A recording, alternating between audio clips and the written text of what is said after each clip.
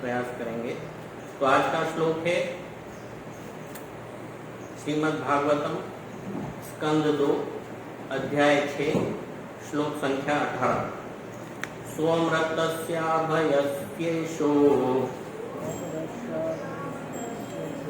मर्त्यं मनं यदत्यगात् महिमेश ततो ब्रह्मन् पुरुषस्य दुरत्यय। सोमृत्याभयस्येषो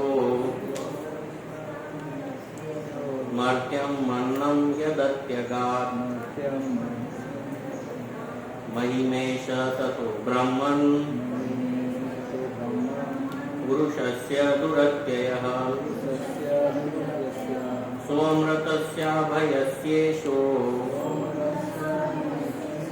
मर्त्यं मन्नं यदत्यगात् महिमेश ततो ब्रह्मणः पुरुषस्य दुरत्ययः। सोमृत्याभयस्येषो मत्स्यमन्नं यदत्यगात् मर्त्यं मन्यं यदत्यगात् महिमेश ततो ब्रह्मन् पुरुषस्य दुरत्ययः।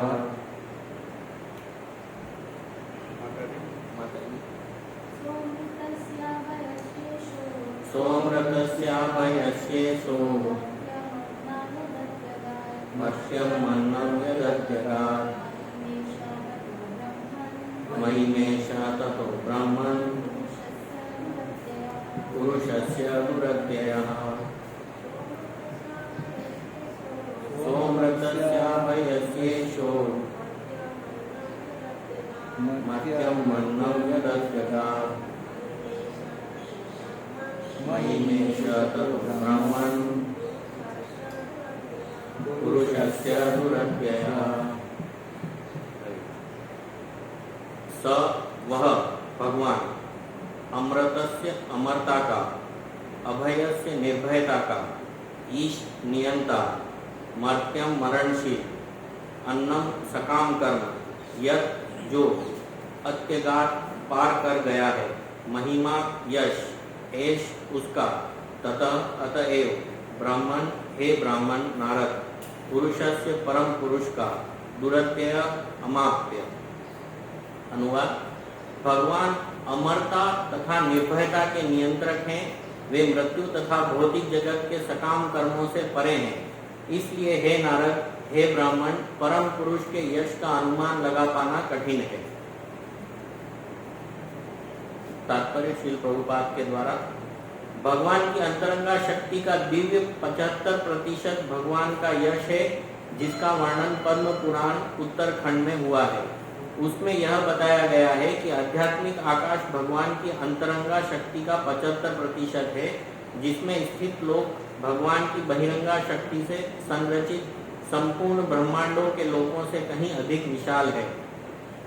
श्री चैतन्य चरितामृत में भगवान की बहिरंगा शक्ति के समस्त ब्रह्मांडों की तुलना बाल्टी भर सरसों के बीजों से की गई है।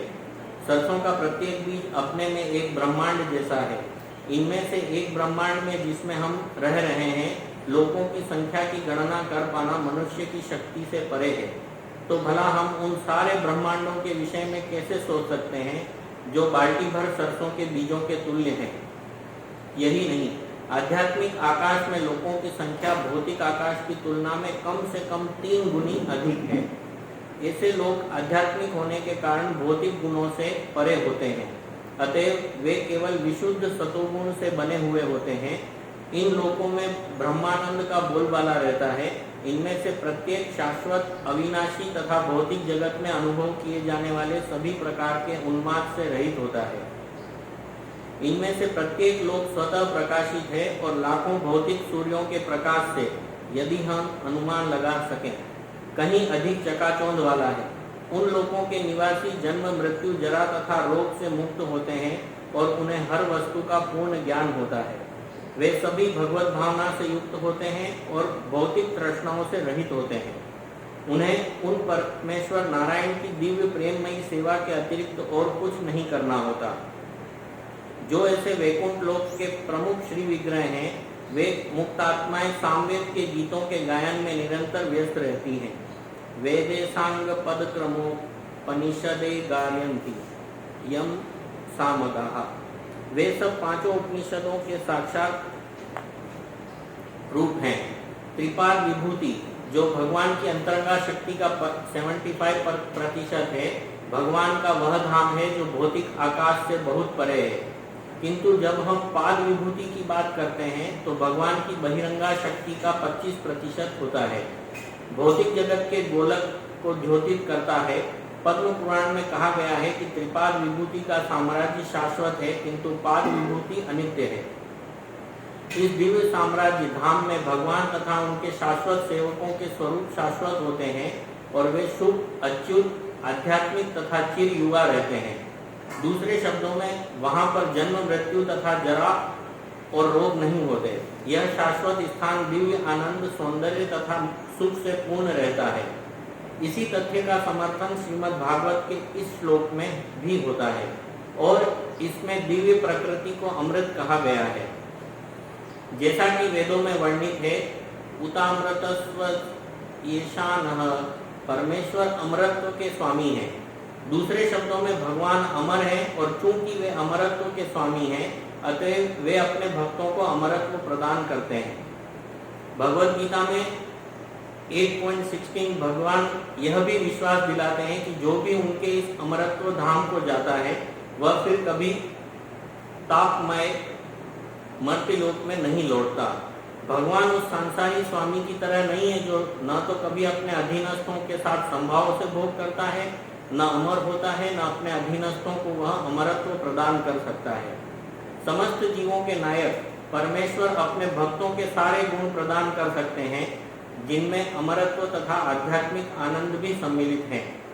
भौतिक जगत में समस्त जीवों के हृदयों में सदैव चिंता या भय सवार रहता है, किंतु भगवान स्वयं परम निर्भर होने के कारण निर्भयता का यह गुण अपने शुद्ध भक्तों को भी प्रदान करते हैं।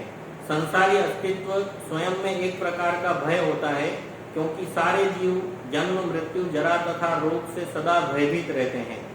इस जगत में सदैव काल का प्रभाव बना रहता है, जिससे वस्तुएं एक अवस्था से दूसरी अवस्था को प्राप्त होती हैं और वो जीव मूलतः अविकार होता है। वह समय के प्रभाव से काफी परिवर्तित हो जाता है, किंतु शाश्वत काल के परिवर्तनशील प्रभाव भगवत धाम में अनुपस्थित रहते हैं। अतएव यह समझना चाहिए कि उस पर काल का प्रभाव नहीं पड़ता, जिसके कारण वहां किसी प्रकार का भय नहीं रहता। भौतिक जगत में तथाकथित सुख मनुष्य के स्वकर्म का फल होता है। कोई मनुष्य अपने कठोर श्रम के बल पर धनवान बन जाता है और ऐसे अर्जित सुख की अवधि के विषय में सदैव भय तथा आशंका बनी रहती है। किंतु भगवत धाम में किसी को सुख प्राप्त करने के लिए प्रयास नहीं करना पड़ता। सुख तो आत्मा का स्वभाव है, जैसा कि वेदांत सूत्र में कहा गया है, आनंदमयो अभ्यासात्। आत्मा स्वभाव से सुखमय है। आत्मा का यह सुख सदैव वर्धित होता रहता है। इस आनंद के क्षीण होने का प्रश्न ही नहीं उठता। ऐसा अनन्य आध्यात्मिक आनंद भौतिक ब्रह्मांड की परिधि में कहीं प्राप्त नहीं है। यहाँ तक कि जनलोक में या कि महरलोक तथा सत्यलोक में भी नहीं, क्योंकि ब्रह्मा जी भी सकाम कर्म तथा जन्म मृत्यु के नियमों से बंधे हैं। इसलिए यहाँ पर कहा गया है दुरत्यः। यह दूसरे शब्दों में भगवत धाम के आध्यात्मिक सुख की कल्पना बड़े से बड़े ब्रह्मचारी या सन्यासी भी नहीं कर सकते, जो स्वर्ग से परे लोगों को प्राप्त करने के पात्र हैं। अथवा परमेश्वर इतने महान हैं कि उनकी महानता की कल्पना बड़े बड़े ब्रह्मचारी या सन्यासी तक नहीं कर पाते, किंतु भगवत कृपा से भगवान के अनन्य भक्त इस सुख को सचमुच प्राप्त करते हैं। ओम अज्ञानतिमिरान्धस्य ज्ञानाञ्जनशलाकया चक्षुरुन्मिलितं येन तस्मै श्रीगुरुवे नमः।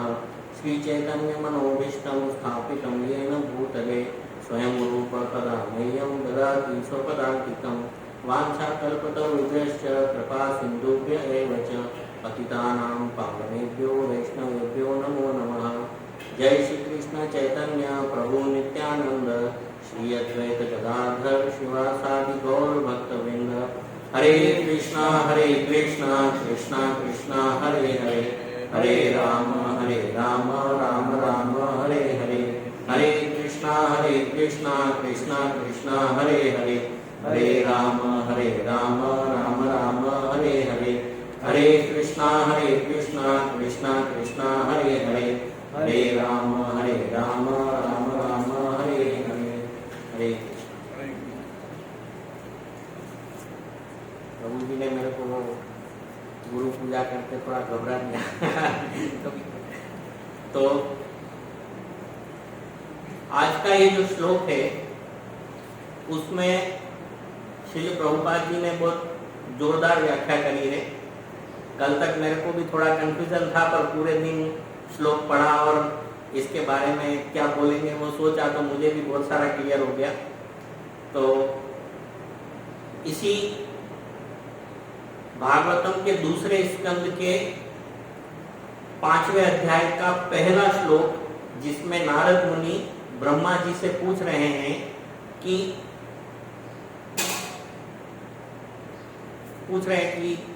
आत्मा और परमात्मा इन दोनों के बारे में आप मुझे बताइए।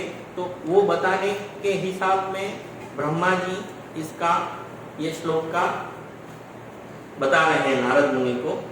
तो यहाँ पर श्रील प्रभुपाद जी ने 5 चीजें इस श्लोक में हमको तात्पर्य में समझाई है। एक है अमरता, दूसरा है निर्भयता, तीसरा आनंद, चौथा पूर्ण पुरुषोत्तम के यश का अनुमान लगा पाना कठिन है, और 5वां समय। तो पहले अभी थोड़े परसों प्रभु जी ने जब लेक्चर दिया तब मैंने यही प्रश्न पूछा कि ऐसा लग तो नहीं रहा है कि दुखालय में अपन जी रहे हैं, मतलब ऐसा कोई बड़ा दुख तो नहीं पड़ा हुआ है अपने ऊपर कि अपन को लग रहा है कि यार निकलो यहाँ से, तकलीफ है, मजा नहीं आ रहा है। मतलब मुझे तो नहीं लग रहा है, पता नहीं ऐसा कोई बड़ा दुख है नहीं कि लगे कि भाई अब निकल जाना है यहाँ से, नहीं मजा आ रहा है। पर इस श्लोक के तात्पर्य में प्रभुपाद जी ने जो बताया है उससे ऐसा लग रहा है कि हाँ निकल सकते हैं, ऐसा कोई प्रॉब्लम नहीं है। क्यों? क्योंकि कुछ ये जो 5 चीजें बताई है उस हिसाब से अपन थोड़ा सा चर्चा करेंगे। पहला है जो भौतिक जगत और आध्यात्मिक जगत में कितना फर्क है। अगर पूरा जगत जिसमें आध्यात्मिक और भौतिक दोनों मिला लिया जाए, अगर इस भोल चितना माना जाए तो उसका 3 पार्ट जो है वो आध्यात्मिक जगत है और 1 पार्ट है वो भौतिक जगत है। मतलब 75% जो है वो आध्यात्मिक जगत है और 1 पार्ट जो 25% है उतना ही भौतिक जगत है। मतलब आध्यात्मिक जगत जो है वो भौतिक जगत से 3 गुना है। फिर चैतन्य चरितामृत में वापस एक उदाहरण दिया हुआ है कि जैसे सरसों के बीज, मतलब राई ना, सरसों के बीज, एक बाल्टी भर के सरसों के बीज जितने ब्रह्मांड इस भौतिक जगत में हैं, और प्रत्येक ब्रह्मांड के अंदर हजारों लाखों करोड़ों ग्रह, उपग्रह, तारे और वो सब हैं। तो इतने सारे ग्रह, उपग्रह, तारे मिलके एक ब्रह्मांड बनता है। वो एक ब्रह्मांड एक राई का दाना माना जाए, और पूरी बाल्टी भर के राई के दाने जो हैं उतना भरा हुआ है भौतिक जगत, और उस भौतिक जगत का वापस 3 गुना है आध्यात्मिक जगत। तो मतलब आध्यात्मिक जगत तो बहुत ही बड़ा है। तो राई के दाने, अब अगर अपन अपनी पृथ्वी की खाली बात करें तो कल मैंने एक प्रवचन में पढ़ा कि 5800 करोड़ जीव, अंदाजित, कंफर्म नहीं है, मतलब इसके आसपास है, 5800 करोड़ जीव इस पृथ्वी पे हैं उपस्थित। उतने पृथ्वी पे हैं, ऊपर भी लोग हैं और नीचे भी लोग हैं, टोटल 14 लोग हैं। उतने लोग इस ब्रह्मांड में, और कितने लोग हैं? अनंत लोग इस एक ब्रह्मांड में हैं, और अन्य ब्रह्मांडों में भी कई लोग हैं।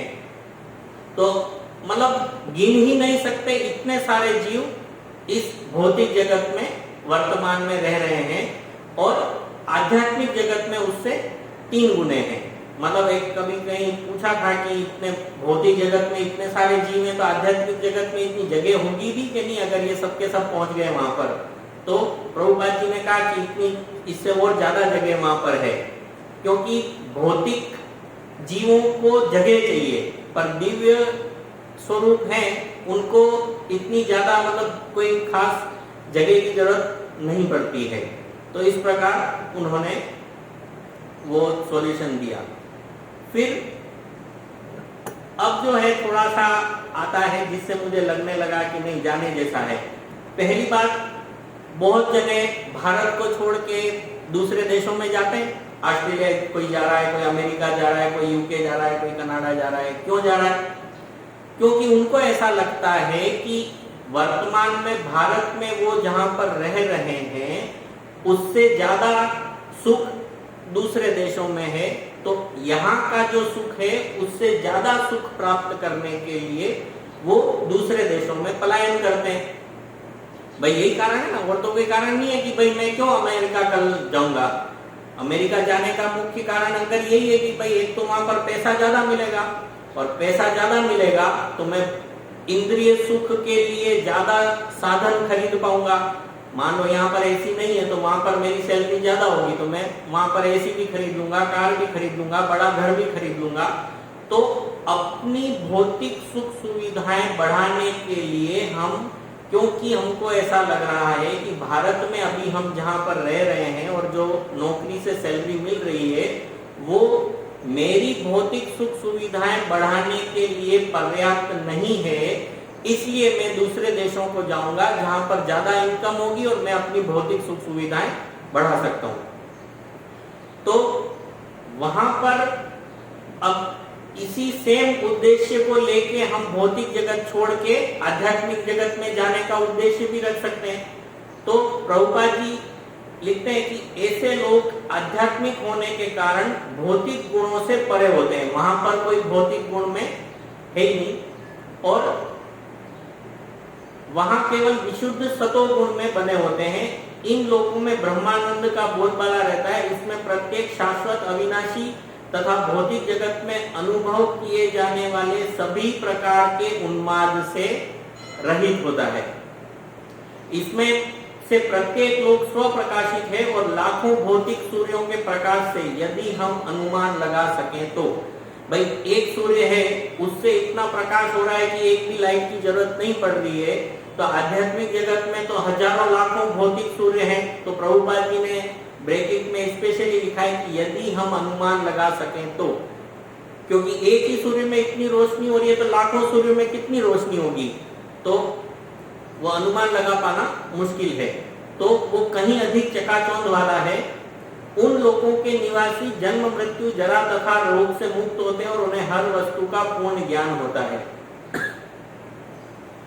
ये मुझे ज्यादा समझ में आ रहा है, ये ज्यादा सही लग रहा है कि वहां के निवासी जन्म, मृत्यु, जरा तथा रोग से मुक्त होते हैं। यहाँ पर प्रॉब्लम क्या है कि देखो, पहला जो वैसे आगे आएगा पर यहाँ पर जरूरत इसकी है, इसलिए पहले अपन समझ लेते हैं कि अमरता जो है, हम जो कुछ भी प्रयास कर रहे हैं वर्तमान में संचित करने का, वो सब क्यों प्रयास कर रहे हैं? क्योंकि हमको ऐसा लग रहा है कि हम अमर हैं। भाई गाड़ी खरीद ली, घर खरीदना है, ये करना है, वो करना है, सोना चांदी खरीदना है, या जो कुछ भी लेना है, या जितनी भी हम प्लानिंग कर रहे हैं वो सारी प्लानिंग किस हिसाब से कर रहे हैं कि हम तो अभी अमर हैं, हम कोई मरने वाले नहीं। ऐसा सोच के थोड़ी प्लानिंग कर रहे हैं कि 25 साल में हैप्पी बर्थडे हो जाएगा हमारा। प्लानिंग तो हम वही सोच के कर रहे हैं कि हम तो अभी अमर हैं, वो सोच के प्लानिंग कर रहे हैं। इसलिए हम इस प्रकार के कार्य कर रहे हैं कि भाई अभी तो हम लाखों साल जीने वाले हैं या फिर अमर हैं। अब ये अमरता वाला हमारे अंदर कहां से आया? जो सोच है अमरता की, वो सोच हमारे अंदर कहां से आई? क्योंकि भगवान अमर है और हम उनके अंश हैं। तो भगवान के जो कुछ भी गुण हैं पर वो बहुत बहुत बहुत कम मात्रा में हमारे अंदर हैं, पर भगवान अमर है तो हमको भी ऐसा लग रहा है कि हम अमर हैं क्योंकि हम भगवान के अंश हैं। तो अमरता वहां पर है आध्यात्मिक जगत में, पर भौतिक जगत में अमरता नहीं है। पर क्योंकि हम में भगवान का वो गुण है अमरता का, इसलिए हमारा दिमाग और सोच हर समय इसी तरीके का प्रयास करने में लगा रहता है कि हम तो अभी अमर हैं। अब जो बहुत अच्छी चीज है जो हमको थोड़ा प्रोत्साहित करती है कि पृथ्वी जगत से जाना चाहिए और वहां रहना चाहिए, वो है मृत्यु नहीं है वहां पर, जन्म नहीं है। भाई मृत्यु नहीं है तो जन्म का सवाल ही नहीं उठता, और जरा और व्याधि नहीं है। तो मेन दिक्कत यही है कि मरना नहीं चाहते हैं अपन, कोई भी मरना नहीं चाहता है, बराबर ना। पर इसीलिए इसी तरीके से हम, क्योंकि हमारा मेंटालिटी भगवान के गुण के कारण अमरता की है, तो हम यही सोचते हैं कि मरे नहीं कभी भी। तो उसी हिसाब से हम हमारी प्लानिंग भी कर रहे हैं, पर वो प्लानिंग मृत्यु के साथ ही खत्म हो जाती है। पर आध्यात्मिक जगत में मृत्यु है ही नहीं, तो वो एक जाने का अपना मोरल बन सकता है कि भाई चले यार वहां पर आध्यात्मिक जगत में। फिर जरा नहीं है और व्याधि भी नहीं है। जरा मतलब बुढ़ापा, कोई बूढ़ा नहीं होना चाहता है, और व्याधि भी नहीं है और कोई बीमार भी नहीं होना चाहता है। अभी जब कोरोना आया था तब कितना तकलीफ हो गई थी व्याधि के कारण, और जरा भी नहीं है। तो ये चार चीजें प्रभुपाद जी इसके तात्पर्य में बताना चाह रहे हैं कि ये भी कारण है कि वहां पर हम जा सकते हैं, प्लस उन्हें हर वस्तु का पूर्ण ज्ञान है। अब भाई ये स्पीकर कैसे चल रहा है मुझे नहीं पता, वहां चुंबक होती है इतना पता है, इसमें से कैसे जा रहा है क्या हो रहा है वो कुछ सिलेक्टेड लोगों को पता है। खाना बनाना है तो माता जियों को पता है, अपने को नहीं पता। विजय दामोदर प्रभु ने बनाया तो उनको पता है कैसे बनाना है। तो हर लोगों के पास, प्रत्येक जितने भी जने हैं उनके पास लिमिटेड चीजें आती है, पूर्ण ज्ञान नहीं है। हर चीज सबको आती हो ऐसा भौतिक जगत में नहीं है। तो उसी के लिए हम काफी बार कंफ्यूजन रहते हैं कि अरे यार ये कैसे होता होगा, वो कैसे होता होगा, गाड़ी खराब हो गई, अब खड़े हैं 2 घंटे से, क्योंकि पता ही नहीं है गाड़ी में हुआ क्या है, खराब क्या है, गाड़ी कैसे बनी हुई है या इंजन में क्या है। तो भौतिक जगत का ये ड्रॉबैक है कि यहाँ पर हमको पूर्ण नॉलेज नहीं है, जबकि आध्यात्मिक जगत में सबको पूरा ज्ञान है, जो भी चीज है सबको पता है। तो वहां पर पूरा ज्ञान है। वे सभी भगवत भावना से युक्त होते हैं और भौतिक तृष्णाओं से रहित होते हैं।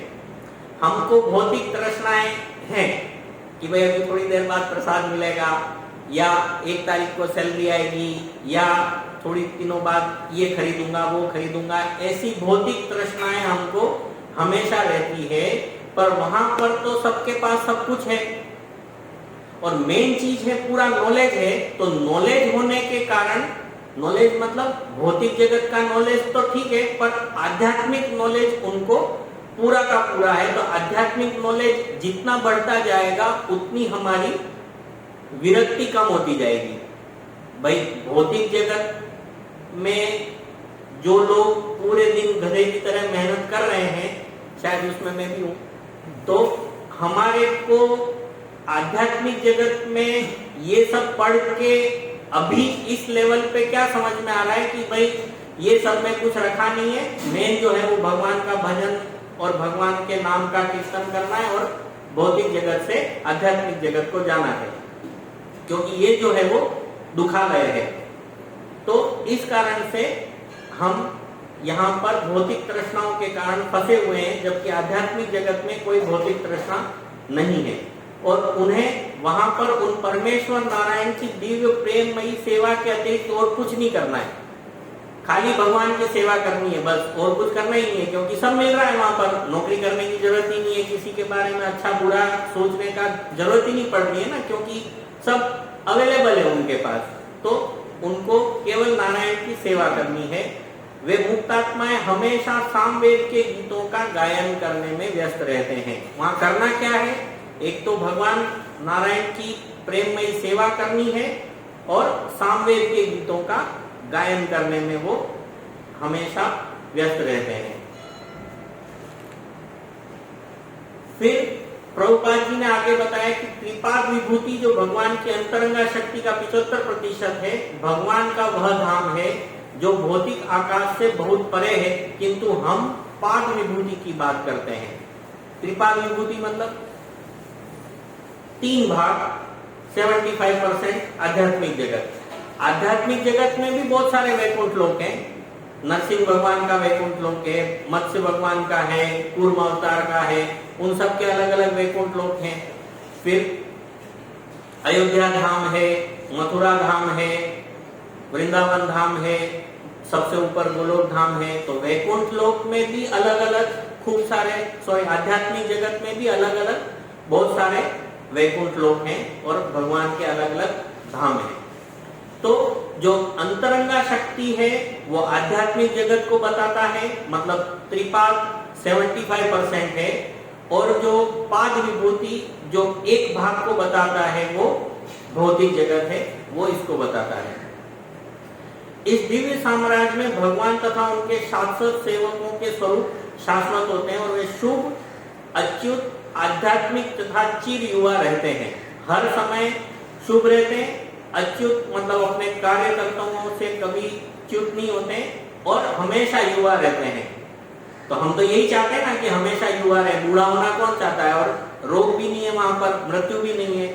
तो इसलिए हम सोच सकते हैं कि वहां जाना। बाकी दुखालय वाला तो हिसाब किताब मुझे ऐसा कम लगता है। दुखालय मतलब ही होता है जन्म मृत्यु जरा व्याधि, हाँ, दुखालय बोलते हैं। वही दुख है, बार जन्म लेना, बार बार मृत्यु को प्राप्त करना, और हाँ, जरा और व्याधि, तो वही दुख, मुख्य दुख ही यही है। मेन दुख ही वही है, ऐसा दुख नहीं है, ऐसा कोई दुख नहीं है। तो इसलिए थोड़ा मोटिवेशन मिलेगा कि यहाँ छोड़ के और वहां जा सके, क्योंकि जन्म मृत्यु जरा व्याधि नहीं है। और है क्या वहां पर, हमेशा सामवेद के गीतों का गायन करना है, हमेशा भगवान नारायण की सेवा में रहना है और हमेशा चिर युवा रहना है। तो वो एक पॉजिटिव पॉइंट है वहां पर। दूसरे शब्दों में वहां पर जन्म मृत्यु जरा और रोग नहीं होते। यह शाश्वत स्थान आनंद, सौंदर्य तथा सुख से पूर्ण रहता है। इसी तथ्य का समर्थन श्रीमद् भागवतम के इस वाले श्लोक जो हम पढ़ रहे हैं उसमें हुआ है। फिर भगवत गीता 8.16 में भगवान यह भी विश्वास दिलाते हैं कि उनके इस अमरत्व धाम को जो एक बार चला जाता है वह फिर वापस कभी लौट के नहीं आता है। तो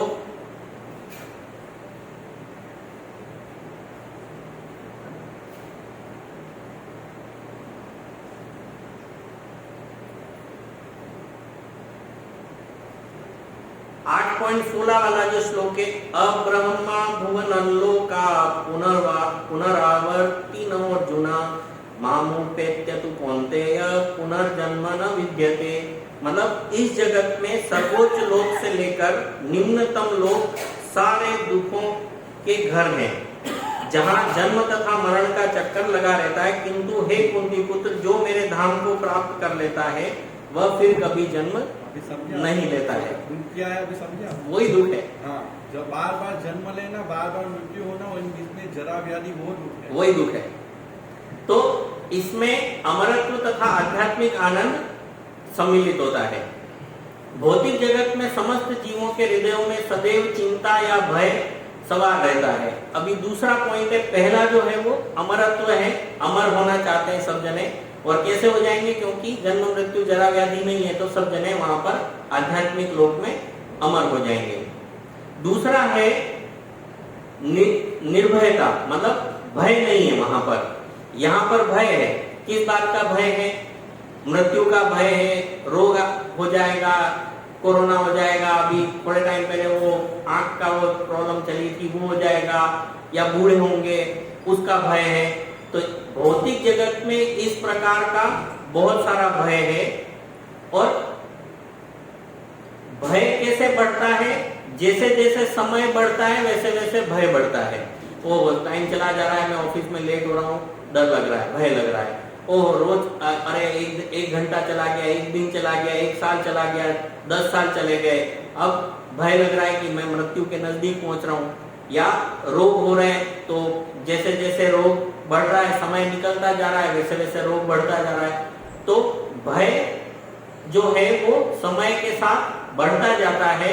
पर भौतिक जगत में ऐसा समय का कोई लिमिटेशन ही नहीं है, अनंत समय है। तो वहां पर फिर कोई समय नहीं होने के कारण वहां पर डर इतना नहीं रहता है। और किंतु शाश्वत काल के अपरिवर्तनशील प्रभाव भगवत धाम में अनुपस्थित रहते हैं। काल का क्या प्रभाव है?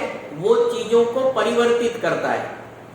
भाई एक छोटा सा पौधा लगाया अपन ने, समय क्या करेगा? उसको परिवर्तित करेगा। क्या परिवर्तित करेगा? उसको बड़ा करता जाएगा, बराबर। तो भौतिक जगत में ऐसा नहीं, पेड़ लगाते हैं बड़ा नहीं होएगा, पर काल के प्रभाव से नष्ट होगा सब कुछ। हाँ, काल के प्रभाव से सब कुछ इस तरीके से। तो किंतु शाश्वत काल के परिवर्तनशील प्रभाव भगवत धाम में अनुपस्थित रहते हैं। अतएव ये समझना चाहिए कि उस पर काल का प्रभाव नहीं पड़ता, जिसके कारण वहां किसी प्रकार का भय नहीं रहता है। भौतिक जगत में तथाकथित सुख मनुष्य के स्वकर्म का फल होता है। यहाँ पर जो सुख या दुख मिल रहा है वो क्यों मिल रहा है? क्योंकि हम अपने कर्मों के कारण, हम अपने कर्म फल जोड़ते रहते हैं, उसके कारण सुख और दुख मिलता रहता है। कोई मनुष्य अपने कठोर श्रम के बल पर धनवान बन सकता है और ऐसे अर्जित सुख की अवधि के विषय में सदैव भय तथा आशंका बनी रहती है। जितना पैसा इकट्ठा किया है वो चला जाएगा, जैसे जैसे टाइम जाएगा वही डर लगा रहता है, जबकि वहां पर ऐसा कुछ नहीं है। किंतु भगवत धाम में किसी को सुख प्राप्त करने के लिए प्रयास ही नहीं करना पड़ता है। सुख तो आत्मा का स्वभाव है, जैसा कि वेदांत सूत्र में कहा गया है। आत्मा का स्वभाव ही आनंद और सुख प्राप्त करने का है, इसलिए वहां पर सुख ढूंढने की जरूरत नहीं पड़ती है। आत्मा का स्वभाव सुखमय है। आत्मा का यह सुख सदैव वर्धित, मतलब बढ़ता रहता है। इस आनंद के क्षीण होने का प्रश्न ही नहीं उठता। ऐसा आनंद, आध्यात्मिक आनंद भौतिक ब्रह्मांड की परिधि में कहीं भी प्राप्त नहीं होता है। वो आनंद जो है वो केवल, जो सुख हमेशा बढ़ता ही जाए, कभी कमी नहीं हो, वो भौतिक जगत में संभव नहीं है, वो आध्यात्मिक जगत में ही संभव है। यहाँ तक कि जनलोक में या फिर महरलोक या सत्यलोक में भी नहीं, क्योंकि ब्रह्मा जी भी सकाम कर्म तथा जन्म मृत्यु के नियमों से बंधे हुए हैं और ब्रह्मा जी भी कंफ्यूज होते हैं। कब कंफ्यूज होते हैं?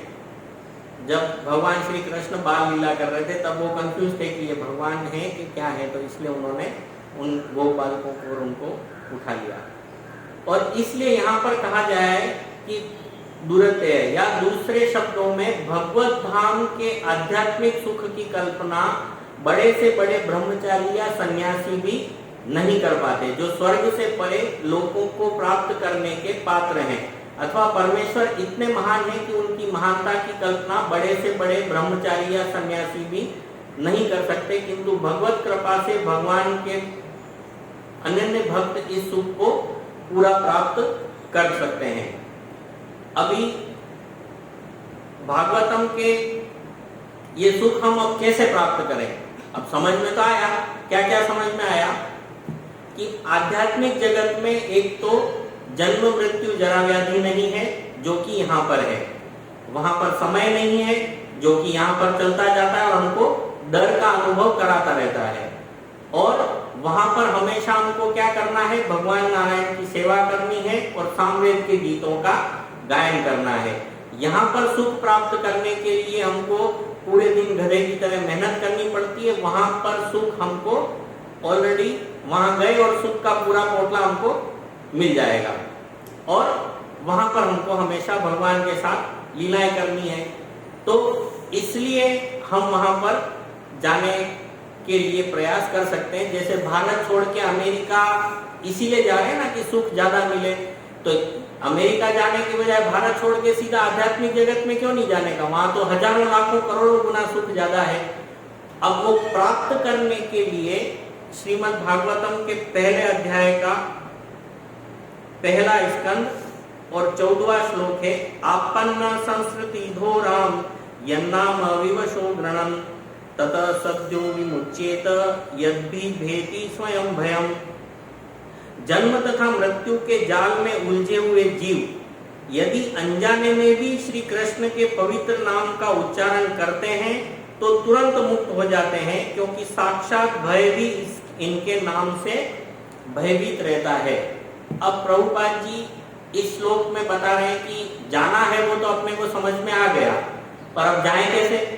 तो जाने के लिए प्रभुपाद जी लिखते हैं कि जन्म तथा मृत्यु के जाल में उलझे हुए जीव यदि अनजाने में, अपन तो जानबूझ करके 16 माला कर रहे हैं ना रोज, यहाँ तो लिख रहे हैं अनजाने में भी कृष्ण के पवित्र नाम का उच्चारण करते हैं तो मुक्त हो जाते हैं, क्योंकि साक्षात भय भी इनसे भयभीत रहता है। तो जैसे द्रौपदी महारानी है, उन्होंने क्या किया, जब चीरहरण के समय दुशासन उनका चीरहरण कर रहा था तो सबसे पहले उन्होंने खुद प्रयास किया साड़ी पकड़ने का, पर दुशासन के सामने थोड़े वो पकड़ सकते हैं। फिर दूसरा प्रयास क्या किया, अपने पतियों को पुकारा, पांचों ताकतवर पांडव वहां पर सामने बैठे थे और गुरुजन और सब उनको पुकारा, वो भी कोई खड़े नहीं हुए। पर फाइनली उन्होंने हरे कृष्णा कृष्णा कृष्णा हरे हरे, हरे राम राम राम हरे हरे, जब भगवान को पुकारा, एक बार नाम लिया तो भगवान स्वयं द्रौपदी की रक्षा करने के लिए वहां पर उपस्थित हो गए। तो हम भी भगवान का नाम ले सकते हैं। और मेन यहां पर फंसने का हमारा प्रॉब्लम क्या है कि आत्मा तो शुद्ध है, पर उसके ऊपर माया रूपी गंदगी लग गई है, इसलिए आत्मा को भौतिक जगत में रहने में मजा आ रहा है अभी। अब जैसे हरिदास ठाकुर थे, तो हरिदास ठाकुर के पास महामाया खुद आई कि भाई भोग करो मेरे साथ, पर हरिदास ठाकुर ने क्या कहा कि नहीं, पहले मैं मेरा काम निपटा लूं, फिर आप जो कहेंगी वैसा मैं करूंगा। तो हरिदास ठाकुर 3 दिन तक भगवान नाम का जप करते रहे, तो महामाया वहां से अपने आप चली गई और उनसे माफी मांग के गई कि भाई मैं तो आपकी परीक्षा लेने आई थी, उस परीक्षा में आप सफल हो गए। तो हम भी महामाया में फंसे हुए हैं, और महामाया से निकलने के लिए हमको भगवान नाम के शस्त्र का उपयोग करना चाहिए। मतलब भजहु रे मन श्री नंद नंदन अभय चरणारविंद रे, मतलब अपना जो मन है, हमें अपने मन को भगवान के चरणों में लगाना चाहिए, जो कि अभय प्रदान करते हैं, मतलब भय से मुक्त करते हैं। तो भय से मुक्त होना है, इसके लिए हमको भगवान का नाम का जप करना है। और भगवान खुद भी बोलते हैं सर्वधर्मान परित्यज मामेकम शरणं व्रज अहम त्वां सर्वपापेभ्यो मोक्षयिष्यामि मा शुचः। लास्ट में बोलते हैं कि डरो मत। तो भगवान खुद लिख के अपने को गारंटी दे रहे हैं, और फिर भी अगर हम डर रहे हैं तो फिर तो गलती हमारी है। तो भगवान भौतिक जगत में सभी को भय है, ब्रह्मा जी से लेकर जितने भी इंद्र वरुण चंद्र, सबको भय लगा रहता है कि हमारी कुर्सी नहीं चली जाए, हमारा ये नहीं चला जाए, वो नहीं चला जाए। पर उससे छूटने का एक ही उपाय है, भगवान नाम के जप करने का। हरे नाम एवं केवलम कलो नास्तेव नास्तेव नास्तेव गतिरन्यथा। मतलब इस कलयुग में हरि नाम के अलावा और कोई रास्ता नहीं है, नहीं है, नहीं है। भगवत गीता में भगवान के नाम से आनंद होता है, ऐसा भी भगवान कहते हैं। और भगवान 18.55 भगवत गीता में भगवान कहते हैं,